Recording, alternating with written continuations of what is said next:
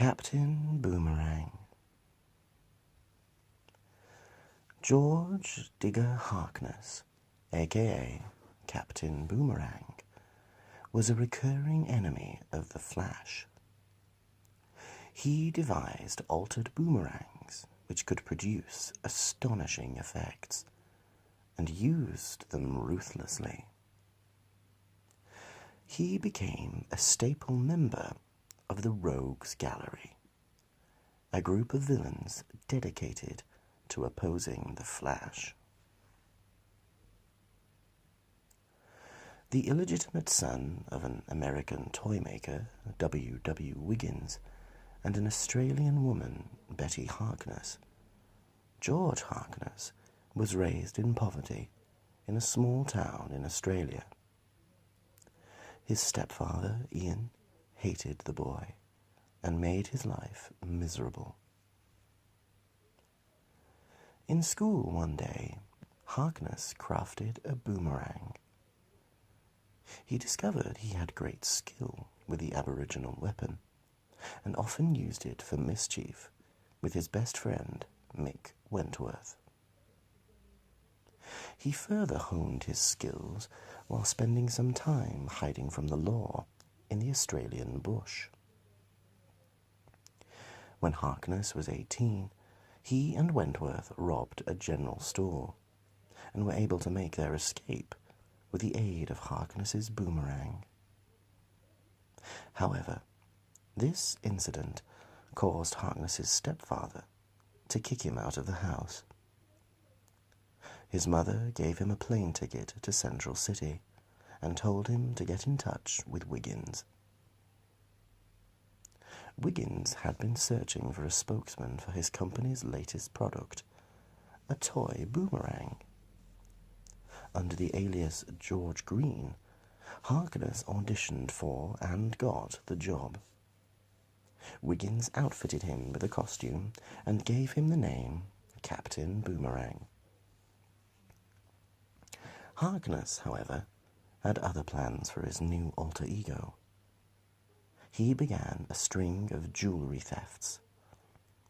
This alerted the attention of the Flash, and the Scarlet Speedster caught him in the act during one of his heists.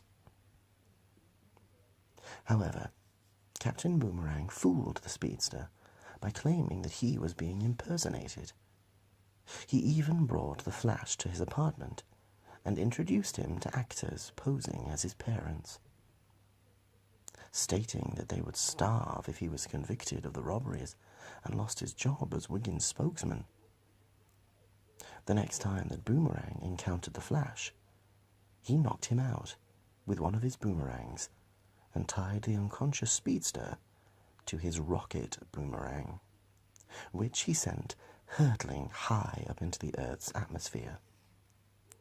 However, on the descent back to ground, the Flash released himself and captured the villain.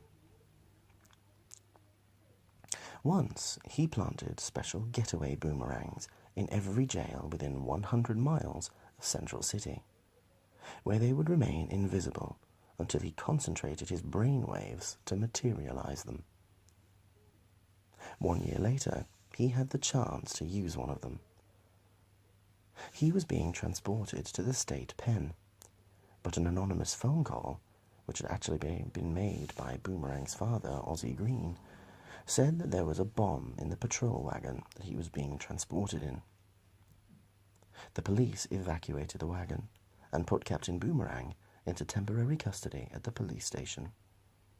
However, he used one of his getaway boomerangs to escape. As he escaped, he hurled a boomerang at Barry Allen for rubbing him the wrong way. A little earlier, the scientist had told one of the police officers not to take off the villain's straitjacket. Barry quickly changed into the Flash and tried to apprehend Boomerang by creating air gusts, pushing the villain in front of him. However, the captain contorted his body into the shape of a boomerang, which caused him to hurtle back towards the Flash, knocking him down. All of this had been recorded by Boomerang's father, and put into a scrapbook entitled, "Flash, this is your death." Boomerang set Flash up in a machine that sent the hero hurtling like a boomerang into another dimension filled with terrible monsters. However, Flash stayed in the shape of the boomerang, knowing that he would be returned to his sender. Foiled, Boomerang and his father attempt to get away with a special flying boomerang. Flash then created a waterspout as they fly over the lake, bringing them back down, where the Flash took them to police headquarters. Amanda Waller recruited Captain Boomerang to her new Suicide Squad in exchange for a pardon and prison release. He was forced to wear an explosive bracelet that would detonate if he disobeyed orders. They attacked Brimstone at Mount Rushmore. Blockbuster died in front of him.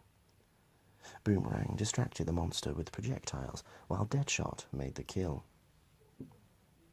Boomerang was furious when he realized that they were all supposed to die, and Rick Flag explained that every one of them is expendable, including himself.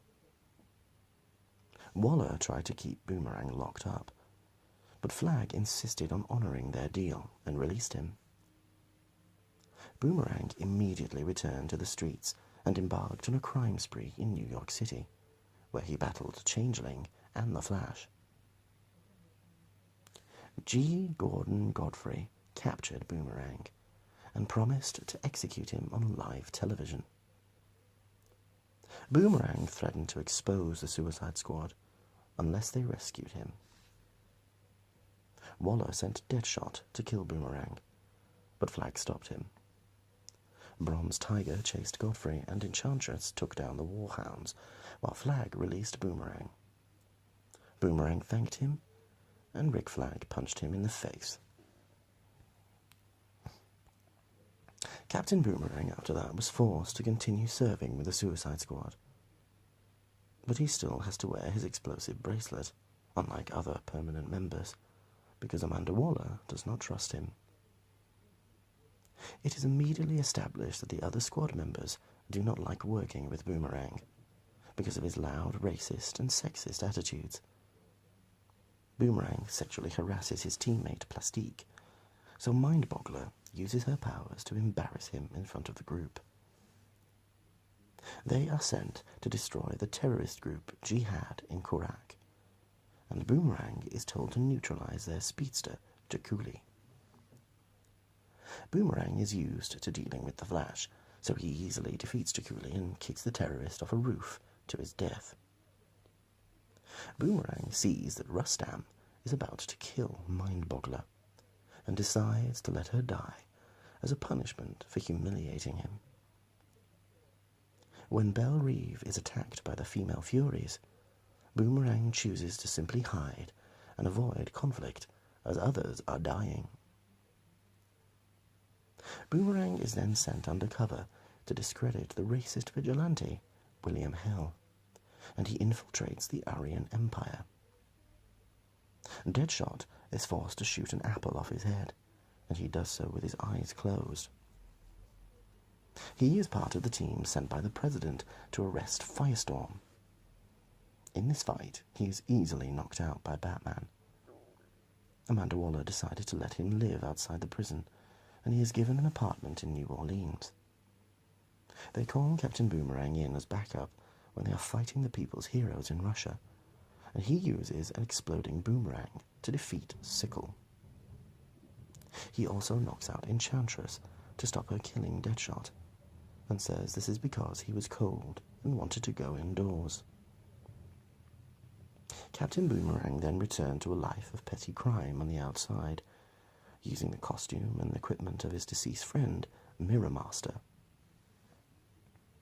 Warden Economos sends the team to destroy Manhunters during Millennium. Boomerang tests the explosive bracelets by telling Slipknot they do not work, and Slipknot blows his arm off trying to escape.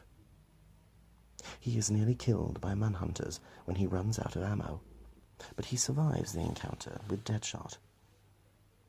They do not receive public credit for this mission.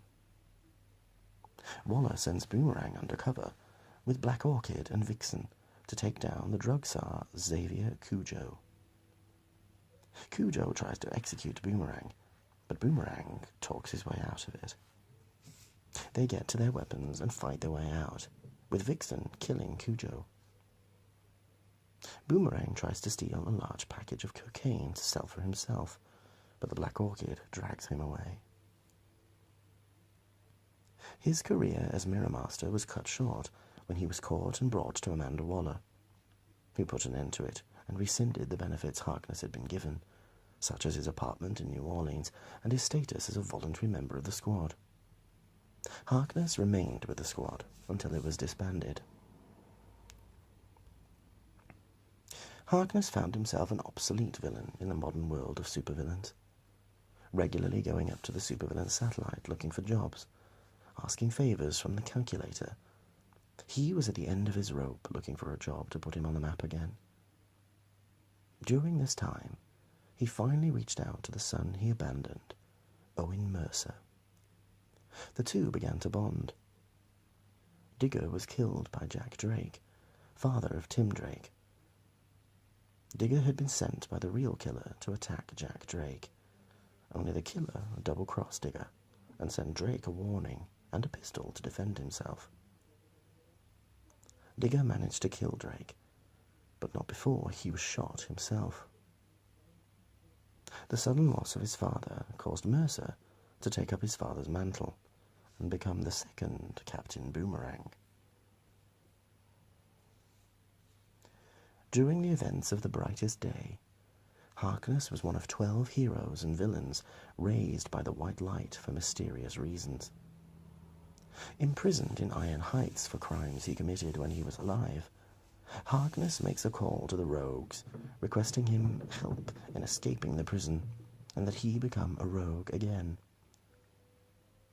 Captain Cold denies helping him, and tells Harkness he has to prove that he is still a rogue by breaking out of Iron Heights himself, and by taking on the Flash. Due to the exposure of the Black Ring, Harkness discovered he could manifest black construct boomerangs in times of duress.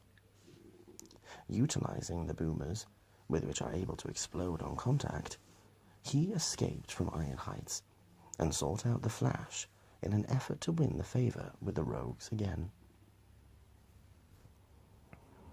In a psychological profile, it states that George Harkness is perhaps the most well-adjusted member of the Suicide Squad.